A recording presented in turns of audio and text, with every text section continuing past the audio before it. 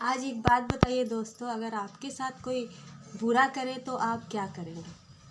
अगर आपका जवाब जानने से पहले आप लोग इस कहानी को सुन लीजिए, फिर आप लोग डिसाइड कीजिएगा कि आपके साथ बुरा करता है उसके साथ आप कैसा व्यवहार करें। अगर आप अच्छा व्यवहार कर रहे हैं और वो बुरा व्यवहार कर रहा है तो उसके साथ कैसा व्यवहार करना चाहिए। तो ये कहानी आप लोगों को उस बारे में मदद करेगी, आप लोगों को निर्णय लेने में। तो ये कहानी को ज़रूर सुनिएगा। तो एक गांव में दो पड़ोसी रहते थे। एक एक पड़ोसी दूसरे पड़ोसी की बहुत ही बुराई करता था। उस समय हर समय उसे बुरा और नीचा दिखाने की कोशिश करता था। उसकी बुराइयां लोगों में हमेशा बांटता रहता था।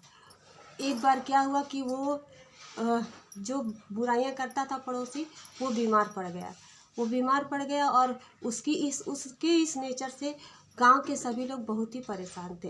वो बीमार पड़ गया, उसकी मदद के लिए कोई नहीं आया। अब आप लोग आगे समझ लीजिए कि ऐसे लोगों से दूरियां बनाए रखना सब कोई चाहता है, क्योंकि कोई नहीं चाहता कि उनकी बुराइयां वो मोहल्ले में जाए, उनके घर का विचार या चुगली किसी के घर। तो ऐसे लोगों से सब कोई दूरियां बना के रखता है। तो वो बीमार भी पड़ गया तो लोग उसकी मदद करने के लिए नहीं आए, क्योंकि वो बुरा था, वो सबकी बुराइयां करता था।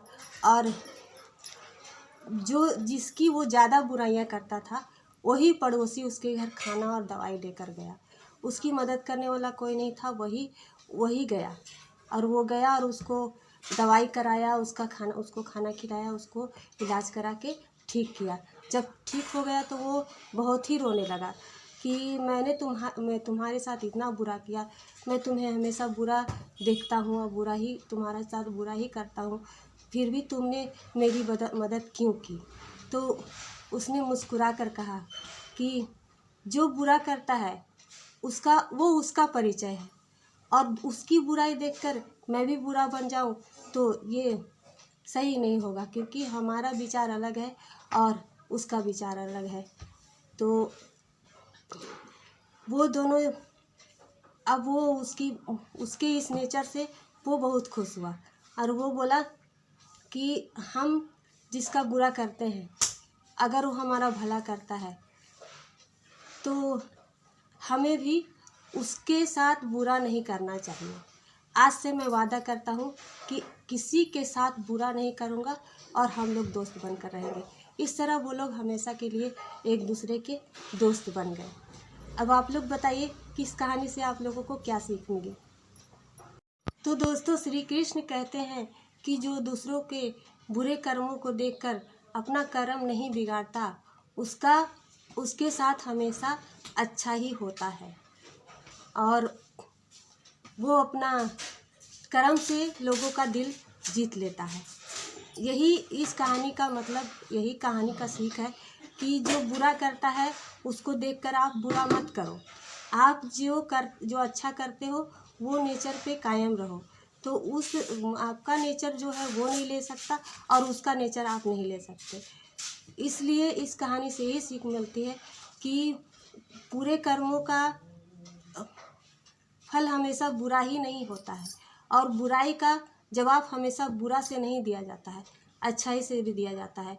क्योंकि आपका नेचर है अच्छा करना और उसका नेचर है बुरा करना, तो वो उसके साथ अच्छा करिए ताकि वो भी आपके नेचर पे आ जाए और वो भी अच्छा करे।